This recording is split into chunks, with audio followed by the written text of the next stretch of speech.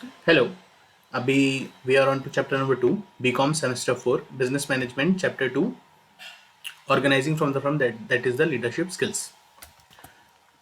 एक चीज़ और, हमारे सारे नोट्स जो हैं अभी तक जो हमने इस चैप्टर के पढ़े हैं वो हमारे टेलीग्राम चैनल पे अपलोड हो गए हैं, जिसका लिंक आपको यूट्यूब के डिस्क्रिप्शन में मिल जाएगा। Okay, here are chapter. So organizing from the front that is the leadership skill.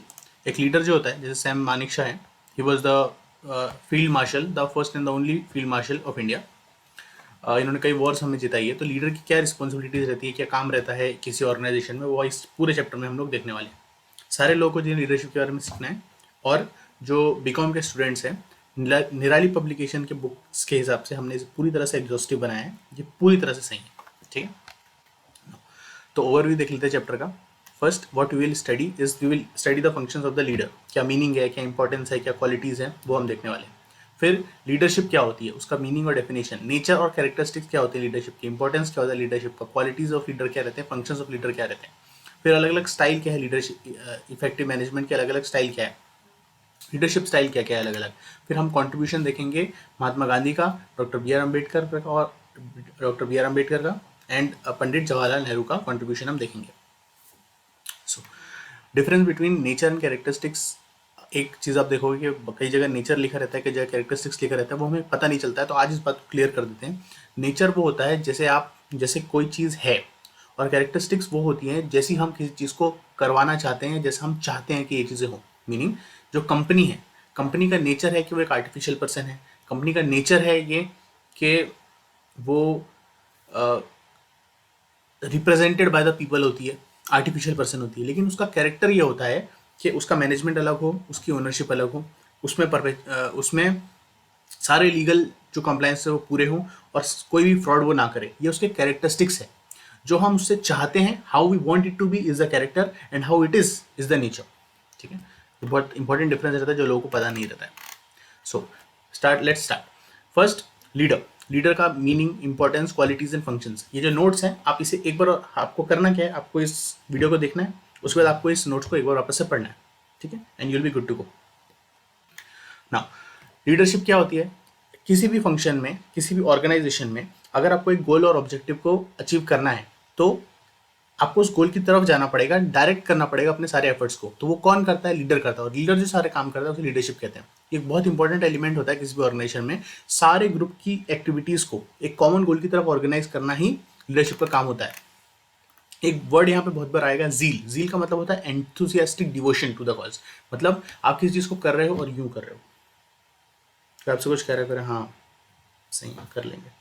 फिर आपसे कोई कुछ कह रहा है, यस मैं करूंगा, मैं ये करूंगा। Enthusiastic devotion to the cause. आप पूरे इन्वॉल्वमेंट के साथ उस चीज को करते हो, पूरे एंथुसियाज्म, पूरे इंटरेस्ट के साथ उस चीज को करते हो, उसे कहते हैं जील।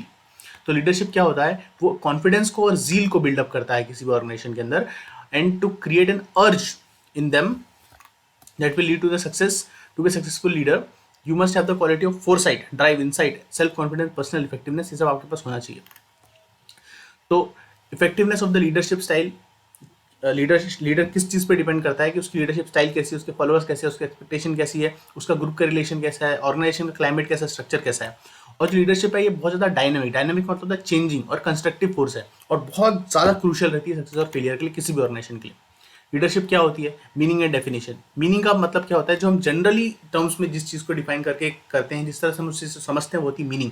और डेफिनेशन होती है जो स्पेसिफाइड और एक्सेप्टेड होती है। मीनिंग किसी एक बहुत बड़े पीएचडी ने, जिसने एमबीए किया हुआ है, उसने कोई डेफिनेशन दे दी लीडरशिप की, और उसे पूरी बिजनेस कम्युनिटी ने मोर और लेस एक्सेप्ट कर लिया कि भाई हाँ, ये एक स्टैंडर्ड हो सकता है लीडरशिप को डिफाइन करने के लिए। तो उसे हम कहेंगे defined meaning of defined defined meaning of the term leadership. और मीनिंग जो होगी, जिस मीनिंग ऑफ लीडरशिप जिस तरीके से हम नॉर्मल कम्यूट में उस चीज को यूज करते हैं, उसे कहेंगे मीनिंग। तो ये मीनिंग और डेफिनेशन का भी फर्क लोगों को पता नहीं होता है, ये आज क्लियर कर दिया अपन ने। नाउ लीडरशिप क्या होती है? It is the art. Art किस चीज का? कि आपको आपके गोल की तरफ बढ़ना है। इट इज अ प्रोसेस जिससे कि एक एग्जीक्यूटिव मतलब जो लीडर है वो डायरेक्ट गाइड इन्फ्लुएंस कर सकता है लोगों को, बिहेवियर को टुवर्ड द स्पेसिफिक गोल। जो पर्सन है हु इज जो ये कर रहा है, वो पर्सनली वर्क करता है लोगों के साथ, उनकी प्रॉब्लम्स को अंडरस्टैंड करता है, अपना फ्यूचर विजन उनके साथ शेयर करता है, उनको मोटिवेट करता है उस विजन के लिए, और अपनी जो ओवरऑल क्वालिटी है उसको ठीक करता है वर्क स्पेस की। यहाँ पे बहुत सारी डेफिनेशन दी है। लास्ट चैप्टर में हमने देखा था कि कुंज नोडोनेल बहुत बात इस चैप्टर में आने वाले हैं। उनका किसी ने मुझे कहा था कि इनका चेहरा ज़रूर दिखा दीजिए आप। ये जो लोग हैं अब इनका चेहरा ज़रूर देख लीजिए। ये बिजनेस मैनेजमेंट, बिजनेस एडमिनिस्ट्रेशन की बहुत सारी थियरीज दी हैं और बहुत पहले के टाइम पे दी है। आज के टाइम पे भले वो रेलेवेंट हो या ना हो, लेकिन पूरी तरह से रेलेवेंट हो या ना हो, लेकिन वो रेलेवेंट हमेशा रहेंगी। और उस टाइम से आज तक कई सारे बिजनेसेस ने, बल्कि सारे बिजनेस ने जिन्हें भी सक्सेसफुल होना है, इनकी थियरीज को यूज़ किया ही किया है। ओके, तो लीडरशिप की बहुत सारी हमें यहाँ पे डेफिनेशन दी गई है। कोई कह रहा है कि it is the ability to persuade human behaviour towards the goal. कोई कह रहा है उन्हें इन्फ्लुएंस करना, उन्हें एंथुसियास्टिक बनाना टुवर्ड्स द गोल। कोई कह रहा है कि उन्हें इन्फ्लुएंस करना है टुवर्ड्स द गोल। कोई कह रहा है कि उन्हें परसुएड करना है कि वो क्या करें और क्या ना करें। वो जो उनसे ये करवाना जो वो सोच भी नहीं सकते, वो करवाना उनसे, वो लीडरशिप मैनेजमेंट का काम है। मुझे एक डेफिनेशन जो बहुत अच्छी लगी, वो लगी थियो भाई साहब की डेफिनेशन मुझे बहुत अच्छी लगी। थियो भाई साहब के बारे में आप कुछ जान लीजिए। ये बहुत बड़े बिजनेस मैनेजमेंट के थिंकर हैं। इन्होंने कई सारी बुक्स लिखी है, managing the modern organization, management, supervisory management of health care. ये आपने बुक्स का नाम सुना रहेगा। बहुत अच्छे थिंकर हैं और बहुत अच्छी इनकी डेफिनेशन भी है। इन्होंने क्या बोला है, leadership is the process by which an executive मतलब the leader imaginatively directs, guides, influences, direct कर रहा है, गाइड कर रहा है, इन्फ्लुएंस कर रहा है दूसरों के काम को in choosing and attaining specific goal by mediating. Organization और जो इंडिविजुअल है उनके बीच में मीडिएट करके एग्जीक्यूटिव आ जाता है और वो मैक्सिमम सेटिस्फेक्शन दोनों चीज़ों को देता है और गोल को अचीव करता है। ये बहुत सही डेफिनेशन है। ये एक प्रोसेस है जिसके थ्रू जो एग्जीक्यूटिव है वो अपने इमेजिनेशन से, अपने अपने अपने डायरेक्शन से लोगों को एक तो ऑर्गेनाइजेशन और इंडिविजुअल को साथ में लाता है और जो कॉमन गोल है उसकी तरफ लेके जाता है जिससे मैक्सिमम सेटिस्फेक्शन हो। ये बहुत अच्छी डेफिनेशन लगी। देन कुनसन ओडोनिल, मैंने बोला ये आने ही वाले हैं सब्जेक्ट में, बहुत सही थिंकर्स हैं। Leader is the ability of the manager to induce subordinates to work with confidence and zeal. Now leadership जो है it's a process of influencing the behaviour इस मैनर में कि लोगों का गोल, जो ऑर्गेनाइजेशन का गोल है, वो अटेन हो जाए। अब नेचर एंड कैरेक्टरिस्टिक, यहाँ पे नेचर और कैरेक्टरिस्टिक अलग अलग नहीं दिए, साथ में दिए। कभी कभी नेचर और कैरेक्टरिस्टिक आपसे अलग अलग भी पूछ सकता है। नेचर जो चीज़ होती है, कैरेक्टरिस्टिक जो हम बनना चाहते हैं। नेचर और तो कैरेक्टरिस्टिक क्या क्या हुई कि वो लोग जो फॉलोअर्स हैं उन्हें इन्फ्लुएंस कर सकता है लीडर। एक लीडरशिप कंटिन्यूस प्रोसेस है। Attainment of common organisational goal, leadership is an influential और inspiring process.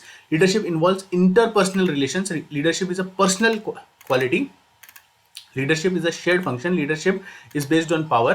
Leadership is a dynamic art. Leadership is persuasive function. So leadership is based on power. Leadership is a dynamic art. Leadership is persuasive.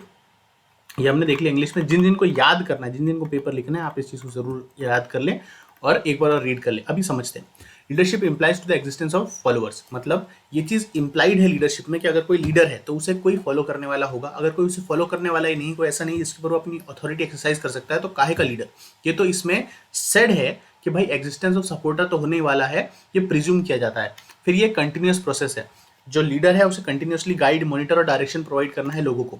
ये attainment of common organizational objectives, common क्यों लिखा है, क्योंकि जो organisation गोल है और जो individual का गोल है दोनों कॉमन है। अगर ऑर्गेनाइजेशन ग्रो करेगी तो इंडिविजुअल भी ग्रो करेगा, और अगर ऑर्गेनाइजेशन फेल करेगी तो जो इंडिविजुअल है, जो एम्प्लॉइज है, उन्हें भी सैलरी नहीं मिलने वाली। इसीलिए ये कॉमन गोल है। और जो लीडर है वो क्या करता है कि जो लोगों के एफर्ट्स हैं, जो अलग अलग डायरेक्शन में, अलग अलग एक्सपर्टीज में हैं, उन्हें टुवर्ड्स द ऑर्गेनाइजेशन गोल वो डायरेक्ट करता है, जिससे कि ऑर्गेनाइजेशन ग्रो करे और लोग भी in a feeling, in a sense of community interest, कि लीडर भी ग्रो करे, ऑर्गेनाइजेशन भी ग्रो करे और एम्प्लॉयज भी ग्रो करे। इस तरीके से कॉमन गोल की तरफ उन्हें डायरेक्ट करता है। Attainment of common organisational goal. Leadership is an influencing and inspirational process. जो लीडरशिप है इसमें दूसरों के बिहेवियर को इन्फ्लुएंस किया जाता है। वो जो लीडर है वो, उससे ये सेट होता है कि वो इन्फ्लुएंस कर सके दूसरों के बिहेवियर, एटीट्यूड और बिलीव्स को इस तरीके से कि उसे reward, coercion, expertise, participation, persuasion जैसी स्किल्स उसमें ज़रूर हो, जिससे कि लोगों को इन्फ्लुएंस कर सके, लोगों को डायरेक्ट कर सके, लोगों को मना सके और लोगों को डायरेक्ट कर सके कोई चीज़ करने और कोई चीज़ ना करने के लिए। This involves interpersonal relation. जो लीडरशिप है उसमें इंटरपर्सनल रिलेशन होते हैं लीडर और फॉलोअर्स के। जो लीडर है वो ग्रुप को इन्फ्लुएंस करता है, at the same time group जो है वो भी लीडर को इन्फ्लुएंस करता है। अगर कोई लीडर कोई चीज़ कह रहा है और आप को जो उसका जो सबॉर्डिनेट है वो उस बात को मान ही नहीं रहा है, सुन ही नहीं रहा है, तो फिर क्या होगा कि लीडर भी अब आगे से काम नहीं कर, उन सबॉर्डिनेट से काम नहीं कराएगा और उन्हें चेंज कर देगा। जब उन्हें चेंज कर देगा तो इससे हमें क्या पता चलता है कि दोनों जो लीडर है और जो सबॉर्डिनेट्स है दोनों एक दूसरे को इन्फ्लुएंस करते हैं। एक इंटरपर्सनल रिलेशन होता है। Leadership is a personal quality, meaning हर इंसान की एक तरीका होता है सोचने का। गौतम गंभीर अलग है, धोनी अलग है, द्रविड़ अलग है, सहवाग अलग है, दोनों की लीडरशिप स्टाइल अलग अलग है। ये सब कैप्टन रहे हैं इसलिए एग्जाम्पल दे रहे हैं। तो इन सब की जो एबिलिटी है इन्फ्लुएंस करने की लोगों को और the way towards reaching the goal अलग अलग है। विराट कोहली फास्ट बॉलर के साथ जाता है इंग्लैंड, धोनी स्पिनर्स के साथ जाता है England. Okay, there is a difference. तो जो स्टाइल है लीडरशिप की वो लीडर पे डिपेंड करती है। यहाँ पे जो हार्नार्ड जी हैं इन्होंने बोला है कि जो पर्सनैलिटी होती है लीडर की, जो personal quality leadership is a personal quality. Chester Barnard बहुत इन्फ्लुएंशियल बिजनेस थिंकर हैं ये भी, इन्हें भी आप पढ़ सकते हैं। लीडरशिप क्या है? एक शेयर्ड फंक्शन है, मीनिंग जो लीडर होता है वो उसे सेट होता है कि उसके पास तो फॉलोअर्स हैं और एक अच्छे लीडर को शेयर करना चाहिए उसके ideas, opinions, experiences, credit, blame सब कुछ अपनी ऑर्गेनाइजेशन के साथ। लीडरशिप है वो पावर पे बेस्ड रहती है, मतलब जो लीडर है उसके पास पावर रहती है लोगों को इन्फ्लुएंस करने की। किससे? क्योंकि वो सुपीरियर होता है, उसके पास नॉलेज ज़्यादा होता है, इन्फॉर्मेशन ज़्यादा होती है, एक्सपीरियंस ज़्यादा होता है, पैसा ज़्यादा होता है, अथॉरिटी ज़्यादा होती है और अगले पे इन्फ्लुएंस करने की, अगले को अथॉरिटी देने की अथॉरिटी उसके पास होती है। एक डायनामिक फंक्शन है। डायनामिक का मतलब क्या है? ये हर एक सिचुएशन में चेंज होता रहता है और कोई पर्टिकुलर स्टाइल नहीं है हर एक सिचुएशन के लिए। अलग सिचुएशन के लिए अलग टाइप की लीडरशिप की रिक्वायरमेंट है। अगर मुन्ना भैया हैं तो मुन्ना भैया के लिए एग्रेसिवली बात करना पड़ेगा, लेकिन अगर कालीन भैया हैं तो समझदारी से समझ जाएंगे। ठीक है। जो लीडरशिप है वो एक परसुएसिव फंक्शन है, मीनिंग लीडरशिप का फंक्शन है कि जो एम्प्लॉय उसके नीचे काम कर रहे हैं उन्हें परसुएट करे, प्रिवेट करे सारे लेवल ऑफ मैनेजमेंट पे, मतलब उन्हें परसुएट करे employees at all the levels, meaning जो लोअर लेवल मैनेजमेंट है जो एग्जीक्यूट करता है, जो मिडिल लेवल है जो कम्युनिकेट और ऑर्गेनाइज एडमिनिस्ट्रेशन वर्क करता है, और जो टॉप लेवल है जो बिजनेस की डिसीजंस लेता है, उन सभी को मैनेज करने के लिए एक परवेसिव फंक्शन है जो सारे लेवल पे फंक्शन करता है और सबको परसुएट करता है, सभी को इन्फ्लुएंस करता है, द लीडर। लीडर का काम है planning, organizing, motivating and controlling the functions, और ये सब लीडरशिप के बिना नहीं हो सकते। अच्छी लीडरशिप के बिना ये फंक्शंस लीडर के पूरे नहीं हो सकते। अब इंपॉर्टेंस ऑफ लीडरशिप क्या है? सबसे पहले मोटिवेशन, मोरल अच्छा करना, अच्छी वर्किंग कंडीशंस प्रोवाइड करना, उसके बाद डेवलप करना टीम स्पिरिट, उसके बाद कॉन्फिडेंस और एंथुजियाज्म बनाना, फिर चेंज को फैसिलिटेट करना and resolving the conflicts, representing the members, इस तरह की चीजों को करना लीडर काम रहता है। Maintaining order and discipline, basis of cooperation, ये होता है leadership. So improving, that is improving motivation and moral. तो ये लीडर का काम होता है कि वो एक अर्ज क्रिएट करे लोगों में कि वो ज़्यादा अच्छा परफॉर्म करे और अच्छे से अच्छा परफॉर्म करे। जो अच्छा लीडर होता है वो इन्फ्लुएंस करता है लोगों को और इस तरह से इन्फ्लुएंस करता है कि वो वॉलंटरली अपनी मर्जी से ज़्यादा काम, हार्डवर्क करने के लिए मोटिवेट हो जाए, पैशनेटली काम करें और अच्छी वर्किंग कंडीशन प्रोवाइड करना एक लीडर का काम रहता है। मतलब लीडर जो है वो वर्किंग इन्वायरमेंट बनाता है जो हेल्दी हो, healthy towards the objective, healthy towards the employees, मतलब लोग जो हैं वो इंटरपर्सनल रिलेशन क्रिएट कर सकें, मतलब ट्रस्ट और कॉन्फिडेंस बिल्ड कर सकें ऑर्गेनाइजेशन के अंदर। ओके, अपने इमेजिनेशन, फोरसाइट और एंथुसियाज्म से एक लीडर ऐसी इन्वायरमेंट क्रिएट कर सकता है। टीम स्पिरिट क्रिएट करने का काम लीडर का होता है। उसे एक सेंस ऑफ कम्युनिटी बनाना है, उसे इंडिविजुअल और जो ग्रुप है दोनों के गोल्स को हार्मोनाइज करके विदाउट कॉन्फ्लिक्टिंग गोल्स काम करना है। क्योंकि जो एम्प्लॉय है उसे चाहिए कि अच्छे रिजल्ट्स आए, अच्छे उसको सैलरी मिले, और ऑर्गेनाइजेशन को चाहिए कि ऑर्गेनाइजेशन अच्छी तरीके से ग्रो करें। लेकिन दोनों अगर आप देखें, ऑर्गेनाइजेशन ज़्यादा सैलरी देना नहीं चाहती और एम्प्लॉय कम सैलरी लेना नहीं चाहता। एम्प्लॉयज छुट्टी लेना चाहता है, ऑर्गेनाइजेशन छुट्टी देना नहीं चाहती। तो कॉन्फ्लिक्टिंग गोल्स है, इन्हें हार्मोनाइज करने का ही लीडर का काम होता है। कॉन्फिडेंस और एंथुसियाज्म क्रिएट करना लीडर का काम रहता है। वो कॉन्फिडेंस लोगों में क्रिएट करता है कि अगर कोई सिचुएशन है, कोई प्रॉब्लम है, तो वो गाइडेंस प्रोवाइड करेगा, डायरेक्शन प्रोवाइड करेगा, प्रॉब्लम को सुनेगा और समझेगा और उसका सोल्यूशन देगा, और किस तरीके से करना है वो भी बताएगा एम्प्लॉयज को या सबॉर्डिनेट्स को। वो चेंज को फैसिलिटेट करता है। किसी भी ऑर्गेनाइजेशन में चेंज बहुत जरूरी होता है। In a world of change and uncertainty, business leader becomes very vital element. क्योंकि कोई भी चेंज हो रहा है तो वो डायरेक्शन किस तरफ जा रही है, बात किस तरफ जा रही है, उससे पहली बात समझना, फिर उससे डील किस तरह करना है वो, फिर उस डील करने के जो अपने प्लान बनाया उसे कम्युनिकेट करना और उसे असल में देखना कि वो चीज़ हो रही है नहीं हो रही है, वो लीडर का काम है। और आपको ये चीज़ ध्यान रखनी है, the people are resistant to change. People change को अच्छी तरीके से नहीं लेते, इसीलिए लीडर को कन्विंस करना पड़ता है कंटिन्यूसली लोगों को कि भाई ये चेंज अच्छा है, ये चेंज बुरा है। बुरा है इन द सेंस कि अगर ये चेंज हो रहा है तो उसके लिए हमें कुछ और बदलना पड़ेगा ताकि हमें कोई लॉस ना हो जाए।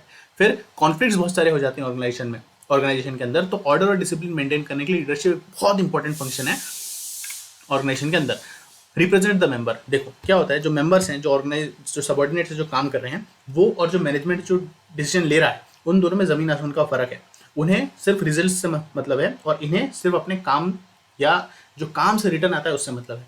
तो जो मेंबर्स को रिप्रेजेंट करता है मैनेजमेंट की बोर्ड मीटिंग्स में, मैनेजमेंट की डिसीजन मेकिंग प्रोसेस में, वो होता है एक लीडर। लीडर इस तरीके से प्रोटेक्ट करता है इंटरेस्ट ऑफ द मेंबर्स को। वो नीड, वांट्स और इंटरेस्ट जो होते हैं उन्हें समझ के रिप्रेजेंट करने के बाद उन्हें पूरा करवाने की क्षमता रखता है, वो होता है लीडर। उसे ऑर्डर और डिसिप्लिन मेंटेन करना होता है एक लीडर को। उसे स्टैंडर्ड ऑफ बिहेवियर वो सेट करता है और वो देखना होता है उसे कि वो चीज़ हो ऑर्गेनाइजेशन में। और ये देखने से पहले उसे ये देखना पड़ता है कि लीडर खुद उसे मेंटेन करे। अगर आप चाहते हैं कि आपके ऑफिस में लोग टाइम पर आए, तो पहले आपको टाइम पर आना पड़ेगा। आप 15-20 दिन टाइम पे आएंगे, उसके बाद 10 दिन नहीं आएंगे, तो कोई टाइम पे नहीं आने वाला। आपको रोज टाइम पर आना पड़ेगा, सब अपने आप लोग रोज टाइम से आएंगे। या फिर अगर आप रोज टाइम पर आएंगे तो आप भी लोगों से कह सकते हैं कि आप टाइम पर आइए, नहीं तो ठोक दिया जाएगा आपको। फिर बेसिस फॉर कॉपरेशन, लीडरशिप जो होती है it is the provide basis for cooperation, मतलब यहाँ पे 2 वे कम्युनिकेशन होता है, पर्सनल रिलेशनशिप होती है, it is used for participation and creation of opportunity रहती है। लीडर और सबऑर्डिनेट रिलेशनशिप होता है and this helps promote the feeling and favourable feeling और एटीट्यूड्स को प्रमोट करने के लिए ये लीडरशिप का काम होता है। अब क्वालिटीज ऑफ लीडर क्या क्या होती है? फिजियोलॉजिकल फैक्टर्स होते हैं क्वालिटीज में, सबसे पहले वो अभी बात करेंगे। Personality, stamina, intelligence, vision and foresight, courage and will power, human relation skills, ability to communicate, tact and honour, motivation and flexible and dynamic, emotional stability और maturity, technical skills, honesty and integrity, confidence, education and knowledge, analytical skills, administration skills. अभी सुनने में बहुत ज़्यादा लगे आपको, लेकिन इतना कुछ कठिन भी नहीं है और very simple to understand but very hard to implement. ये जो चैप्टर्स हम पढ़ रहे हैं ना, ये आपको बड़े थ्योरेटिकल लग सकते हैं शुरू में, लेकिन ये जो बातें आप सुन रहे हो ना, इन्हें अगर आप सुन के समझ लो और इन्हें असल में अप्लाई कर दो, your life will be many times better. क्योंकि हम सब अपनी लाइफ में लीडर्स ही हैं। आप गौर से देखिएगा, समझने की कोशिश करिएगा। सो क्वालिटीज ऑफ द लीडर, सबसे पहले फिजियोलॉजिकल फैक्टर्स, जो हाइट, वेट, फिजिक, हेल्थ, जो पर्सनैलिटी होती है, जो अपीयरेंस रहता है लीडर का, वो बहुत ज़रूरी होता है। तो जिस तरह की ऑर्गेनाइजेशन है, जिस तरह का आप काम चाहते हैं, आपका अपीयरेंस, आपकी पर्सनैलिटी उसी तरह की होनी चाहिए। पर्सनैलिटी एंड स्टेमिना, एक लीडर का माइंड साउंड होना चाहिए और बॉडी साउंड होना चाहिए। उसकी हेल्थ और स्टेमिना दोनों अच्छा रहना चाहिए, क्योंकि उसको हार्ड वर्क करना है, खुद भी करना है और लोगों से भी करवाना है। Intelligence, this is the most important trait of a leader.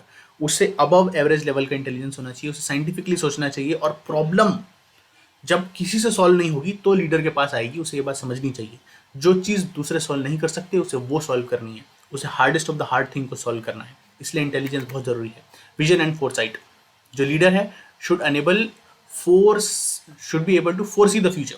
अगली चीज़ क्या आने वाली है, अगला चैलेंज क्या आने वाला है, अगला अपॉर्चुनिटी क्या आने वाली है, उसे देखने की क्वालिटी उसमें होनी चाहिए। उसे प्रोएक्टिव होना चाहिए और उसके लिए पॉलिसी और प्रोग्राम बनाए, फिर उसे कम्युनिकेट करे और उसे इंप्लीमेंट करवा कर ले और देखिए कि वो सही से इंप्लीमेंट हो रहा है कि नहीं और उससे रिजल्ट आ रहे हैं कि नहीं। Courage and willingness, courage and will power, without courage there are no virtues. ये चीज़ मैंने अभी भी सीखी है कि अगर आप करेज नहीं लेंगे, अगर आप स्टेप नहीं लेंगे, तो फिर कोई वर्च्यूज नहीं होने वाले। No faith, no hope, no aspiration. अगर आपको कोई भी चीज़ करनी है तो करेज, तो किसी भी चीज़ को करने के लिए थोड़ी डेयरिंग होनी चाहिए इंसान में, विल पावर होनी चाहिए कि ये चीज़ मैं कर सकता हूँ और ये चीज़ अच्छी जाएगी।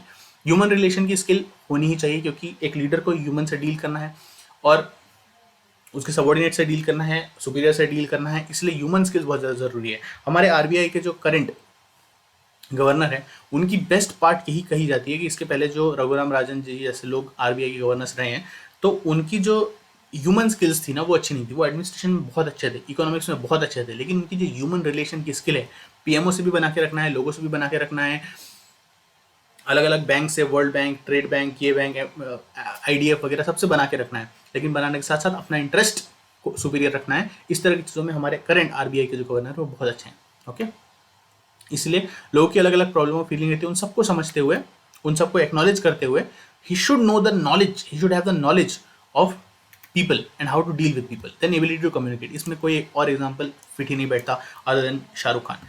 The way he communicates, everyone should communicate like it, but leader जो है उसमें अपनी जो बात है वो कहने का दम होना चाहिए और कहने का तरीका उसे पता होना चाहिए कि किस चीज़ को किस हद तक बोलना है जिससे कि जो डिजायर्ड चीज़ है वो चीज़ हो जाए। उसे परसुएसिव, इंफॉर्मेटिव होना चाहिए और इफेक्टिव होना चाहिए अपने रिजल्ट्स को लाने के लिए। टैक्टफुल ह्यूमर मीनिंग बोरिंग नहीं होना चाहिए वो। अगर एक लीडर हर किसी की जैसा है तो नहीं होगा, वो कैरिस्मेटिक होना चाहिए, टैक्टफुल होना चाहिए in dealing with situation, tactful, sense of humour, easily problem को इजीली सॉल्व कर ले, मजाक में निकाल दे उस चीज़ को, बहुत ज़्यादा डेडलॉक ना होने दे। ठीक है, ये जो क्वालिटीज़ हैं ये लोगों से विदाउट स्ट्रेस और विदाउट स्ट्रेन काम निकलवाने में हेल्प करती है। मोटिवेशन, एक तो लीडर को के पास एबिलिटी होनी चाहिए खुद को परसुएट और मोटिवेटेड रखने की और दूसरों को इंस्पायर करने की। लीडर को देखकर लोग इंस्पायर होते हैं। If your action inspires others to dream more, learn more, do more, become more, you are a leader. Simple. अगर आपको लीडर बनना है तो आपके एक्शंस ऐसे होने चाहिए जो लोगों को इंस्पायर करे, तब आप एक लीडर बन सकते हो। ठीक है, लोग अपनी करंट चैलेंज को फुलफिल कर सके, ओवरकम कर सकें और जो फ्यूचर चैलेंजेस है उसके लिए रेडी हो सकें, इस चीज के लिए एक्शन लेने के लिए मोटिवेट करना है लोगों को। और ये क्वालिटी होनी चाहिए एक लीडर में। फ्लेक्सिबल एंड डायनेमिक, लीडर को हमेशा फ्लेक्सिबल और डायनेमिक रहना चाहिए। उसका माइंडसेट हमेशा फ्लेक्सिबल रहना चाहिए। ऐसा नहीं कि एक रिजिड चीज़ आपने पकड़ ली कि मुझे ये चीज़ करनी है, ये चीज़ करनी है, नहीं। डायनेमिक, कंटिन्यूसली चेंजिंग, कुछ ना कुछ चेंज होता रहता है हमेशा। और हर चीज़ के लिए अडाप्ट करिए, नए व्यूज़ बनाइए, हर चीज़ से सीखते जाइए। एक चीज़ हमने हमारे एक बड़े बहुत वाइज मैन ने हमें सीखी है कि लाइफ की हर फेज से, जब एक फेज खत्म हो जाए दूसरे फेज में चले गए तो पिछले फेज में जो गलतियां करी उसे सीख लो। और पिछले फेज में जो आपको अच्छे लोग दिखे थे जिनका आपका नहीं बैठा लेकिन किसी और का तो बैठा होगा, जिसका बैठा उसका क्यों बैठा, वो देख के अगले फेज ऑफ लाइफ में उसे अप्लाई कर दो। फ्लेक्सिबल एंड डायनेमिक हो गया। Emotional stability and maturity, this is very important. आपको कोई इससे इंटेलिजेंस से भी ज्यादा जरूरी है कि अगर आप इमोशनली स्टेबल रहें, मेंटल ब्रेकडाउन मत होने दो अपना, संभालो अपने आप को। और जो लोग होते हैं जो इमोशनली स्टेबल होते हैं, मैच्योर होते हैं, अपने इमोशंस कंट्रोल में रखते हैं, कूल टेम्परामेंट, स्टेबल माइंडसेट के रहते हैं, वही लीडर्स बन सकते हैं। वरना जब चेंज आती है, जब प्रॉब्लम आती है, तब वो ढह जाते हैं, डूब जाते हैं। टेक्निकल स्किल्स, किसी भी लीडर को अगर कोई काम करवा के लेना है तो उसे पहले खुद पता होना चाहिए कि वो चीज़ कैसे करवानी है। उसके पास अबव एवरेज लेवल की टेक्निकल स्किल्स होनी चाहिए, किस तरह से कौन सी मेथड और टेक्निक्स को अप्लाई करना है, जॉब नॉलेज, एक्सपर्टीज उसके पास पूरी होनी चाहिए। ऑनेस्टी एंड इंटीग्रिटी, ये किसने बोला ये ड्यूलाइट और ये 34th प्रेसिडेंट, ये ज़रूरी नहीं है। बात यह है कि किसी भी लीडर की सुप्रीम क्वालिटी ये होती है कि वो ऑनेस्टी और इंटीग्रिटी, जो लोग उस पर वेस्ट करते हैं कि भाई ये बंदा ऑनेस्ट है और इसकी इंटीग्रिटी है। जैसे रणवीर अलाहाबादिया के चैनल को बहुत सारे लोग देखते हैं और वो बहुत सारे हेल्थ रिलेटेड चीज़ें पहले डालते थे, अभी तो वो पॉडकास्ट में आ गए। पहले बहुत ज़्यादा हेल्थ रिलेटेड चीज़ें वो डालते थे कि ये करो, ये मत करो, ये खाओ, ये मत पियो, इस तरह की चीज़ें करते थे। लेकिन और लोग उन्हें फॉलो करते थे, क्यों? उनके पास कोई डिग्री नहीं है, लेकिन ऑनेस्टी और इंटीग्रिटी उन्हें पता है, लोगों को पता है कि ये बंदा ऑनेस्ट है और इसकी इंटीग्रिटी है, गलत चीज़ नहीं बोलेगा यहाँ पे। ठीक है, अगर कोई लीडर चाहता है कि जो उसके फॉलोअर्स हैं वो उसके साथ ऑनेस्ट रहें, तो लीडर को खुद ऑनेस्ट और इंटीग्रिटी के साथ रहना पड़ेगा। ये ज़रूरी है। अगर ऐसा नहीं रहेगा तो ये रिलेशनशिप इस तरीके से काम नहीं कर सकता। कॉन्फिडेंस, एक लीडर को हमेशा खुद पे कॉन्फिडेंट रहना चाहिए, अपने स्किल्स पे कॉन्फिडेंट रहना चाहिए। और अगर वो अनश्योर है अपने डिसीजंस के बारे में, अपने क्वालिटीज़ के बारे में, तो लोग उसे फॉलो नहीं करेंगे। लेकिन उसे ओवर कॉन्फिडेंट नहीं होना चाहिए, एक सही लेवल ऑफ कॉन्फिडेंस रहना चाहिए। आपको विजय माल्या नहीं बनना है। ठीक है, एजुकेशन एंड नॉलेज, इसीलिए कहा जाता है कि जो MBAs हैं, चार्टर्ड अकाउंटेंट्स हैं, कंपनी सेक्रेटरीज हैं, वो बिजनेस में अच्छा करते हैं क्योंकि उनके पास थोड़ा सा एजुकेशन और नॉलेज इस फील्ड का ज़्यादा रहता है। ठीक है, अकाउंटेंसी, मैनेजमेंट और इकोनॉमिक्स का स्पेसिफाइड नॉलेज रहता है इन फील्ड वालों के पास। और जो लीडर है उसके पास अप टू डेट नॉलेज रहना चाहिए, कंटिन्यूसली चीज़ें चेंज हो रही हैं तो अप टू डेट नॉलेज होना चाहिए। देन एनालिटिकल स्किल्स, हमेशा एनालिटिकल स्किल्स क्या होता है, पास्ट को देखो, ट्रेंड क्या अभी चल रहा है वो समझो और फिर फ्यूचर को प्रेडिक्ट करो, ये एनालिटिकल स्किल्स होती है। कौन सी चीज़ कैसी है उसको इंटरप्रेट करने की स्किल्स। सिर्फ डेटा नंबर्स है, नंबर्स से आपने डेटा क्या निकाला कि फॉर एग्जांपल, पॉलिटिकल एग्जांपल थोड़ा सा, कि अभी राहुल गांधी जी ने एक यात्रा कर रहे हैं जिसमें नंबर ऑफ पीपल का काउंट बढ़ रहा है। कुछ स्टेट में बढ़ रहा है, कुछ स्टेट में नहीं बढ़ रहा है। जिस स्टेट में बढ़ रहा है उस स्टेट में आप लोग जब अभी इलेक्शन आएंगे तो उसमें आप ज़्यादा मशीनरी लगाएंगे क्योंकि वहाँ पे आपके जीतने के चांसेस ज़्यादा हैं। तो एनालिटिकल स्किल्स, सिचुएशन को समझने की, प्रॉब्लम को सिस्टमेटिकली समझने की, सिस्टमेटिकली डील करने की और कॉम्प्लेक्स डिसीजन और सिचुएशन को हैंडल करने की जो स्किल है वो एक लीडर में होनी चाहिए। देन एडमिनिस्ट्रेटिव स्किल, लोगों को किस तरीके से मैनेज करना है, अपने प्लान्स को इम्प्लीमेंट किस तरह करना है, पॉलिसीज को इम्प्लीमेंट कैसे करना है, कैसे रिसोर्सेज को ऑर्गेनाइज और मैनेज करना है प्रैग्मेटिकली, मतलब सही तरीके से सिचुएशन के बेसिस पर, वो एक स्किल होनी चाहिए। The function of the leader, leader के फंक्शन क्या है, सबसे पहले गोल सेट करो, फिर ऑर्गेनाइज करो, फिर initiating the action, then integrating the efforts of the followers and organizational objectives, directions and directing and motivation, then link between management and the workers. So क्या क्या फंक्शन होते हैं लीडर को, अभी तक हमने देखा कि क्या क्या क्वालिटीज लीडर में होनी चाहिए, क्या क्या उसके अंदर होनी चाहिए चीजें, अब उसे करना क्या क्या है वो हम यहाँ पे देखेंगे। एक जो लीडर है वो सिर्फ खुद को रिप्रेजेंट नहीं करता, वो उसके स्टाफ को, उसके ऑर्गेनाइजेशन को और खुद को, सबको यूनिसन में रिप्रेजेंट करता है। तो उसके कुछ फंक्शन है, सबसे पहले उसे गोल सेट करना है, ठीक है, वो गाइड करता है ग्रुप को एक गोल की तरफ, और वो गोल वो खुद सेट करता है, वो लोगों को कॉन्फिडेंट फील कराता है, जील फील कराता है इस गोल की तरफ। तो ये जो गोल है वो खुद लीडर सेट करता है, he should maintain order and discipline towards that goal, और उसे पॉजिटिव रिस्पॉन्स क्रिएट करना है इस गोल के एक्शन के लिए। Then organizing, second function leader का क्या रहता है कि वो एक स्पेस ऐसा क्रिएट करे साइंटिफिक लाइंस पे, जिससे कि लोगों की एबिलिटीज, रोल्स और ड्यूटीज क्लियरली डिफाइंड हो। जो इंडिविजुअल की एबिलिटी है उसके हिसाब से उसका रोल है, और उसने किस तरीके से उसको इंप्लीमेंट करना है ये क्लियरली डिफाइंड हो, ये उसे ऑर्गेनाइज करना है। He should shape the character of the group which shows the way to the members of the group and head the group towards the same. मतलब ग्रुप का क्या कैरेक्टर है, उनसे क्या एक्सपेक्टेड है, और किस तरीके से जो एक्सपेक्टेशन उन्हें उसे पूरा करना है वो चीज़ उन्हें क्लियरली बताता है। इनिशिएटिंग द एक्शन, जो अगला फंक्शन लीडर का वो है कि उसे सारे एक्शन इनिशिएट करना है इन the interest of the group and it does not depend on the decisions or judgment. He should float new ideas and his decisions should reflect original thinking. Integrate the efforts of the followers and organizational objectives. He should reconcile, मतलब जो individual और जो group है उनके, मैंने बताया आपको कि कॉन्फ्लिक्टिंग इंटरेस्ट होते हैं। कोई चाहता है कि आपको मुझे छुट्टी पे जाना है, लेकिन मैनेजर चाहता है कि आप छुट्टी पे नहीं जाओ, मेरा काम जरूरी है, वो मुझे खत्म करके दो। तो ये जो कॉन्फ्लिक्ट आ जाते हैं ना छोटी छोटी चीज़ों में, उसे इंटीग्रेट करना टुवर्ड्स दी ऑर्गेनाइजेशनल ऑब्जेक्टिव कि अभी आप छुट्टी पे मत जाओ, आप हाफ डे पे चले जाओ, ये जो काम है, जो फाइल है वो देके चले जाओ। ये छोटा सा एग्जांपल है, लेकिन इससे voluntary operation of the group in achieving the common objectives and this will lead to reconciling the conflicts and creating a community of interest. Sense of community create करने का काम फंक्शन होता है लीडर का। Direction and motivation हमने देखा, this primary function के guide करना है लोगों को और उन्हें मोटिवेटेड रखना है towards the organizational goal. Link between the management and the workers, जो मैनेजमेंट है और जो वर्कर्स है उनके बीच में लिंक का काम करता है लीडर। वर्कर्स को रिप्रेजेंट करता है, मैनेजर्स के जो डिसीजन है उसको इम्प्लीमेंट करने में उन्हें हेल्प करता है, और जो दोनों के बीच में फ्लो ऑफ इन्फॉर्मेशन है और फ्लो ऑफ वर्क है उसे कंटिन्यूस रखता है ताकि ऑर्गेनाइजेशन आगे बढ़ सके। लीडरशिप स्टाइल, अब हमने देखा कि लीडरशिप है उसके क्या, लीडर की क्या क्वालिटी होनी चाहिए और क्या फंक्शंस हैं लीडरशिप के, क्या इंपॉर्टेंस है लीडरशिप के, लेकिन किस तरीके से लीडरशिप करी जाती है उसके भी वेज होते हैं। सबसे पहले लीडरशिप स्टाइल होती है कि किस तरीके से एक इंसान दूसरे को इन्फ्लुएंस करता है, वो तरीका जो होता है वो होती है लीडरशिप स्टाइल। अलग अलग लोग अलग अलग तरीके से अलग अलग लीडरशिप स्टाइल को फॉलो करते हैं, वो सिचुएशन और सर्कमस्टेंस पे डिपेंड करती है और चीज़ों पे डिपेंड करती है, जैसे कि जो डेलीगेशन ऑफ अथॉरिटी है, टाइप ऑफ पावर एम्प्लॉयड है, डिग्री ऑफ कंसर्न है ह्यूमन रिलेशन का, उस पर डिपेंड करती है। तो लीडरशिप स्टाइल इफेक्टिव मैनेजमेंट के क्या है, सबसे पहले ऑटोक्रेटिक स्टाइल ऑफ लीडरशिप मतलब बताएंगे, फिर डेमोक्रेटिक होता है ऑटोक्रेटिक स्टाइल, फिर डेमोक्रेटिक और पार्टिसिपेटिव स्टाइल, उसके बाद free rein that is laissez faire style, free rein भी कहते हैं इसे,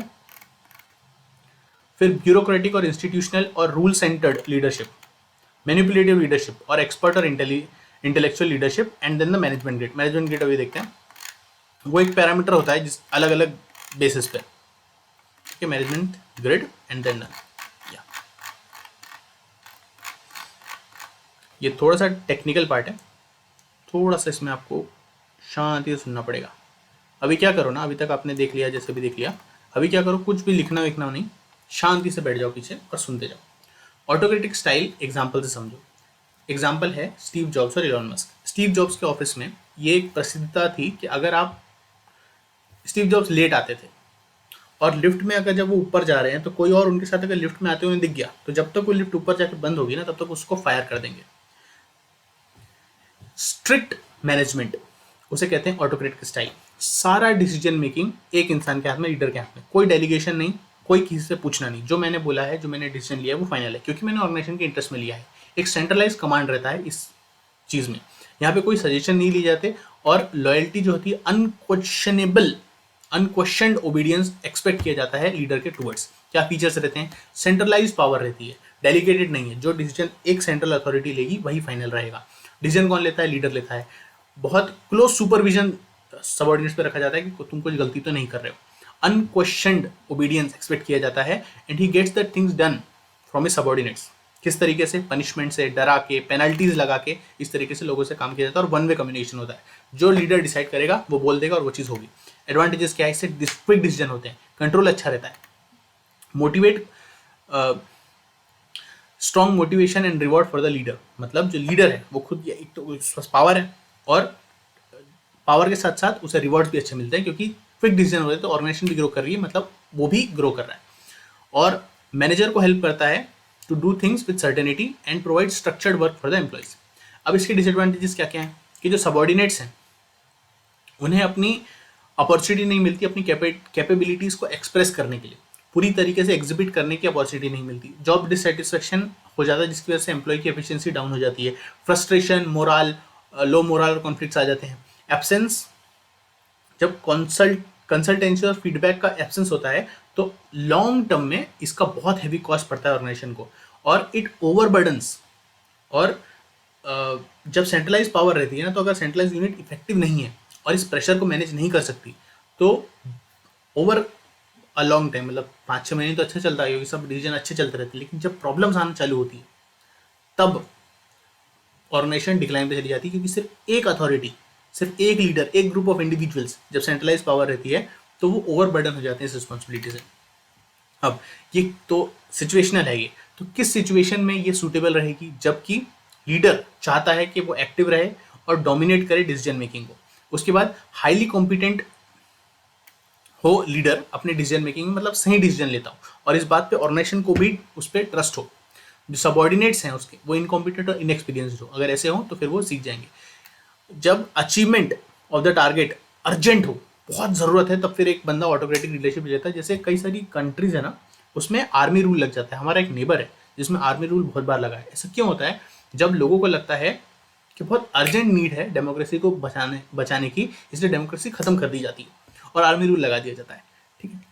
डेमोक्रेटिक और पार्टिसिपेटिव और कंसल्टेटिव स्टाइल ऑफ मैनेजमेंट, इसमें क्या होता है? जैसे हमने देखा कि सेंट्रलाइज पावर रहती है ऑटोक्रेटिक में बहुत सारी ऑर्गेनाइजेशंस हैं, कोऑपरेटिव सोसाइटीज होती हैं, माइल्ड, मैं हार्ड कोऑपरेटिव सोसाइटी बात नहीं कर रहा हूँ, मतलब यहाँ पे छोटी ऑर्गेनाइजेशंस जो अपने और एम्प्लॉयज से पूछ के उन्हें पावर डेलीगेट करके, मैनेजर्स को पावर डेलीगेट करके डिसेंट्रलाइज अथॉरिटी रखते हैं, और डिसीजन उनके कंसल्टेंसी के बाद लिए जाते हैं।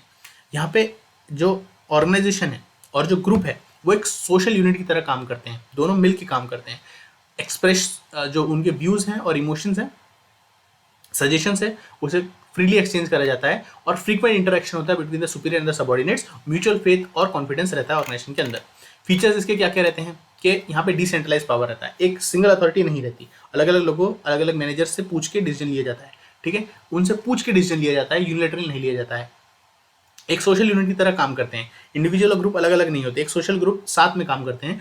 उसके बाद this help build mutual faith and confidence between the subordinate and the leaders. Advantage इसका क्या है कि ऑप्टिमिस्टिक वर्क इन्वायरमेंट होता है, पॉजिटिव इन्वायरमेंट होता है, क्रिएटिविटी एनलार्ज होती है, क्योंकि जब लोग सजेस्ट करेंगे तो उनके अलग अलग व्यू पॉइंट्स होते हैं, और उससे आपको क्रिएटिव सोल्यूशन, नया सोल्यूशन निकालने में फायदा मिलता है। जॉब सेटिस्फैक्शन, मोरल अच्छा होता है इससे, पार्टिसिपेशन अच्छा होता है, जब सबऑर्डिनेट्स का पार्टिसिपेशन अच्छा होता है तो अच्छे डिसीजन लेने की पॉसिबिलिटी बढ़ जाती है, क्योंकि वो लोग असल में काम कर रहे हैं, उन्हें पता है। ये जो स्टाइल है वो डिसीजन मेकिंग एबिलिटी को कल्टीवेट करता है। आज जो लीडर हैं वो कल लीडर नहीं होंगे, तो उनकी जगह पे अगला लीडर कौन आएगा, उन्हें बनाने के लिए, लीडर बनाने की प्रोसेस इससे शुरू हो जाती है। जो डेमोक्रेटिक स्टाइल है वो एक पॉजिटिव एटीट्यूड को डेवलप करती है and reduces the resistance to change.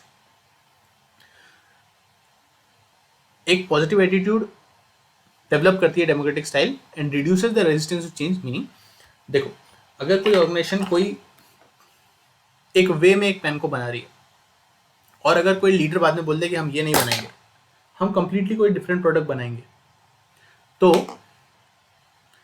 लोग उसे उस चेंज को एक्सेप्ट नहीं करेंगे। लेकिन जब लोग मिलकर डिसाइड करेंगे कि ये जो प्रोडक्ट है ये लॉस में जा रहा है और हमें दूसरा प्रोडक्ट बनाना है, तो जो रेजिस्टेंस नहीं होगा, इसकी खिलाफत नहीं होगी इस डिसीजन की। क्यों नहीं होगी? क्योंकि लोगों ने खुद डिसाइड किया और उन्हें पता है, क्योंकि वो काम कर रहे हैं, वो डिसीजन मेकिंग का पार्ट है कि भाई ये हमें बदलना पड़ेगा। नो डिसएडवांटेजेस, जो डिसीजन मेकिंग है वो बहुत टाइम कंज्यूमिंग है और डिले करती है डिसीजन मेकिंग को। बहुत few possibility of few dominant subordinates, ऐसे कुछ सबॉर्डिनेट हो सकते हैं जो डोमिनेट कर सकते हैं आपको। फिर से देखते हैं disadvantages of democratic style of leadership.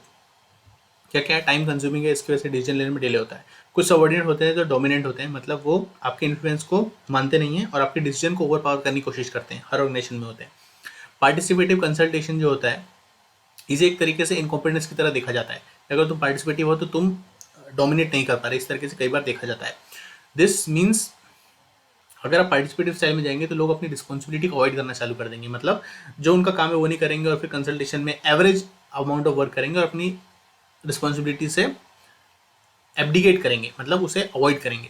Then कई बार इस स्टाइल से पॉजिटिव रिजल्ट नहीं आते, क्योंकि कई बार सबॉर्डिनेट्स मिनिमम इंटरेक्शन प्रेफर करते हैं। जब सबॉर्डिनेट इस तरह का स्टाइल नहीं चाहते और आप इस तरह का स्टाइल उन पर थोपते हो तो कई बार रिजल्ट नहीं आता। Now over a period of time जो सबॉर्डिनेट्स हैं वो एक हैबिट बना लेंगे कि उनसे कंसल्ट करे बिना कोई डिसीजन नहीं लिया जा सकता, और जब ऐसा डिसीजन लिया जाएगा तो वो फ्रस्ट्रेशन होगा उन्हें, क्योंकि हर डिसीजन उनसे लेके पूछ के नहीं लिया जा सकता है, क्योंकि इंटरेस्ट लिए जाते हैं ऑर्गेनाइजेशन के इंटरेस्ट में, एम्प्लॉयज़ के इंटरेस्ट में नहीं। अब पार्टिसिपेटिव स्टाइल किस सिचुएशन में सूटेबल है? जब सबॉर्डिनेट्स है वो एक्सपीरियंस है, उनके पास फुल नॉलेज हो, जो लीडर है वो इंटरेस्टेड हो इन ऑब्टेनिंग द आइडियाज, व्यूज और सजेशन ऑफ द सबॉर्डिनेट्स। जब ये दोनों चीजें हो तभी ये स्टाइल सूटेबल है, नहीं तो नहीं। नाउ लाइज फेयर स्टाइल, ये क्या होता है? ये ऑटोक्रेटिक स्टाइल का बिल्कुल ऑपोजिट है, इसे फ्री रेंज स्टाइल भी कहा जाता है। फ्री रेंज स्टाइल क्यों कहा जाता है? क्योंकि यहाँ पे इसलिए स्टाइल में हमने क्या देखा डेमोक्रेटिक स्टाइल में कि जो लीडर है वो लोगों से कंसल्ट करके डिसीजन ले रहा है। यहाँ पे वो कंसल्ट नहीं करता है, वो अथॉरिटी डेलीगेट कर देता है कि तुम्हें ही करना है काम, मुझे रिजल्ट ला कर दो, खुद के गोल बनाओ, खुद के प्लान बनाओ, खुद के कॉमन गोल बनाओ, उन्हें अचीव करो। ठीक है, कंप्लीट फ्रीडम दिया जाता है यहाँ पे, कोई सुपरविजन यहाँ नहीं किया जाता और हर कोई इंडिपेंडेंटली काम करता है। तो ये क्या होती है? ये परमिसिव होती है। यहाँ पे लीडर का लीस्ट इंटरफेरेंस रहता है सबॉर्डिनेट्स के साथ। ही रिमेन्स अ पैसिव ऑब्जर्वर, सिर्फ ऑब्जर्व करता है और सिर्फ क्राइसिस के टाइम पे इंटरफियर करता है, नहीं तो नहीं करता है। जब कुछ बहुत गलत चला गया तो इंटरफेयर करेगा, नहीं तो नहीं करेगा। जो सबॉर्डिनेट्स हैं उन्हें मैक्सिमम फ्रीडम अलाउड रहता है और वो इंडिपेंडेंटली सोच सकते हैं। एडवांटेजेस का क्या है कि पॉजिटिव इफेक्ट होता है जॉब सेटिस्फेक्शन और मोरल पे, सेल्फ गाइडेड होते हैं लोग, it gives maximum possible scope for development of subordinates, allows full utilization of subordinates. Disadvantages का क्या होता है कि कोई सपोर्ट या गाइडेंस सबॉर्डिनेट्स को प्रोवाइड नहीं किया जाता। ऑटोक्रेटिक स्टाइल में मेंबर्स को इग्नोर किया जाता है, उनकी कंट्रीब्यूशन को इग्नोर किया जाता है, और फ्री रेंज स्टाइल में लीडर के कंट्रीब्यूशन को इग्नोर किया जाता है।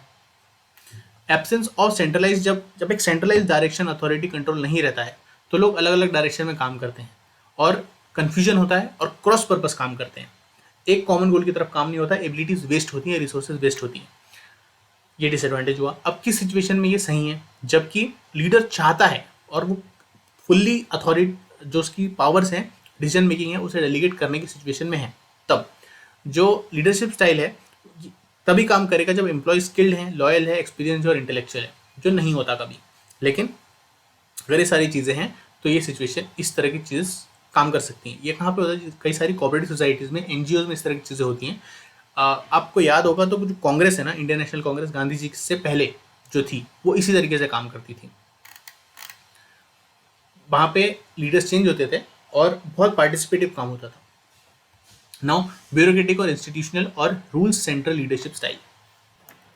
नाउ ब्यूरोक्रेटिक और इंस्टीट्यूशनल और रूल सेंटर्ड लीडरशिप, ये क्या होती है? अभी ये क्या बला है? मीनिंग जो गवर्नमेंट ऑर्गेनाइजेशंस रहती हैं उसमें आप क्या देखते हो? एक ब्यूरोक्रेसी होती है, ब्यूरोक्रेटिक स्टाइल मेंटेन करी जाती है, रूल बेस्ड स्टाइल मैनेज की जाती है।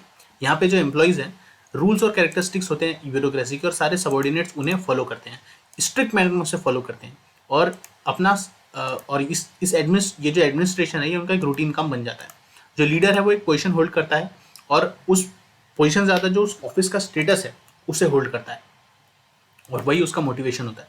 और यहाँ पे इसका बेस्ट एग्जांपल कहाँ देखा जाता है? मिलिट्री में, पब्लिक में, गवर्नमेंट एंटिटीज़ में। आप किसी गवर्नमेंट ऑफिस में जाइए तो वहाँ पे एक ब्यूरोक्रेटिक स्टाइल होता है, उसे जहाँ पे एक कोड ऑफ कंडक्ट होता है जिसे फॉलो किया जाता है, रूल्स को फॉलो किया जाता है।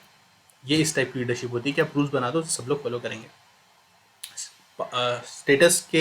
स्टेटस सिंबल वाली जॉब्स बना दो सुपीरियर की, और उसके लिए लोग काम करेंगे। मैनिपुलेटिव लीडरशिप कोई स्पेसिफिक टाइप ऑफ लीडरशिप नहीं है, लीडरशिप स्टाइल नहीं है। ये हर एक लीडर में होनी चाहिए, छोटा हो बड़ा हो। हर लीडर ट्राई करता है कि उसकी जो ऑर्गेनाइजेशन का गोल है वो पूरा हो जाए। किस तरीके से? अपने सबॉर्डिनेट्स को एक्सप्लॉइट करके। जो एम्प्लॉयज़ की नीड एंड एस्पिरेशंस है उनको यूज़ करके ऑर्गेनाइजेशन के ऑब्जेक्टिव की तरफ उनके डायरेक्शन को मोड़ देना।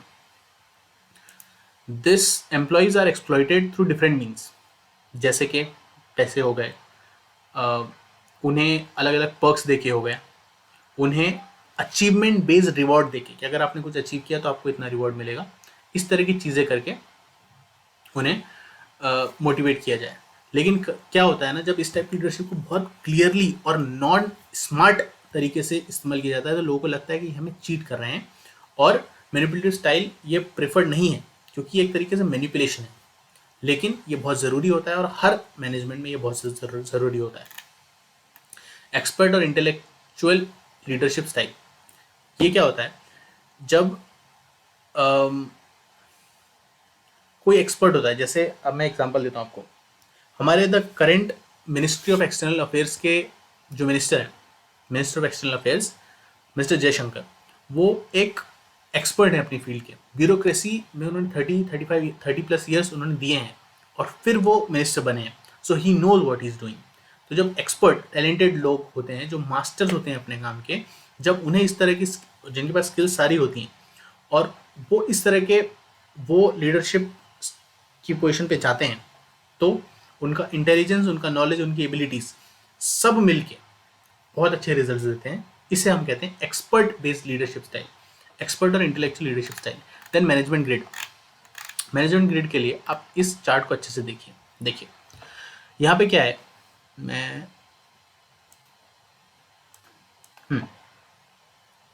यहाँ पर क्या है,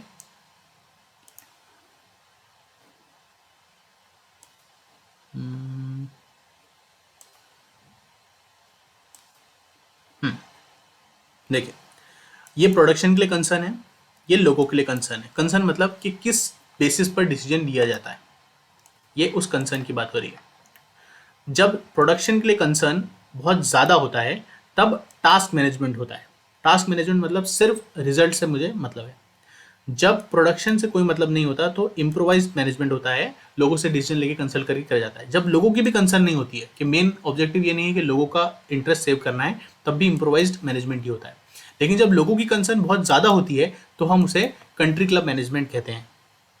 और जब टास्क की कंसर्न साथ साथ में जो लोगों की कंसर्न है वो बिल्कुल हाईएस्ट रहती है तो हम कहते हैं टीम मैनेजमेंट। अब ये क्या होते हैं वो मैं दिखाता हूँ। और जब ये सब एक मिडिल लेवल पर होता है तो उसे हम मिडिल ऑफ द रोड या फिर ऑर्गेनाइजेशनल मैन मैनेजमेंट कहते हैं। ओके,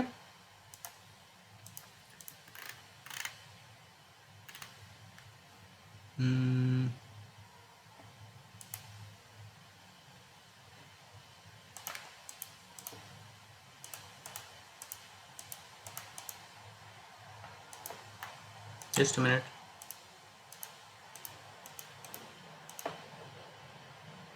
ओके, सो अपन आ गए मैनेजमेंट ग्रेड पे। जो लीडर है वो रेटिंग देता है वर्टिकल एक्सिस को और हॉरिजॉन्टल एक्सिस को। यहाँ पे जो वर्टिकल एक्सिस है वो बताता है हमारा पीपल के लिए कंसर्न कितना है, और जो हॉरिजॉन्टल एक्सिस को बताता है प्रोडक्शन के लिए कितना कंसर्न है, कितना। और ये जो डिग्री ऑफ कंसर्न है, इससे हमारी लीडरशिप स्टाइल डिसाइड होती है।